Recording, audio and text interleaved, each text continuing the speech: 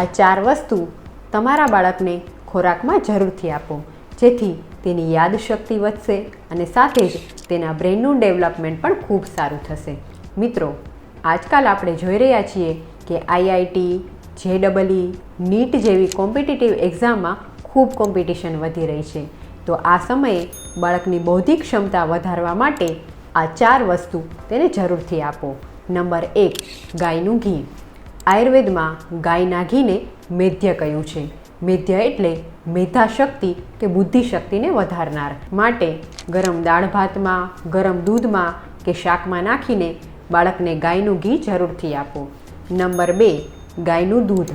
ગાયના દૂધને આયુર્વેદમાં મેધ્ય અને રસાયણ કહ્યું છે. માટે બાળકને સવારના સમયે ગાયનું દૂધ જરૂરથી આપો. નંબર 3, બદામ. બદામ એ યાદશક્તિને વધારે છે એ આપણે બધા જ જાણીએ છીએ, પણ આ માટે બદામને રાત્રે પલાળી તેની છાલ કાઢી અને પછી જ તેનો ઉપયોગ કરવો જોઈએ. નંબર 4, ગાયનું તાજું માખણ.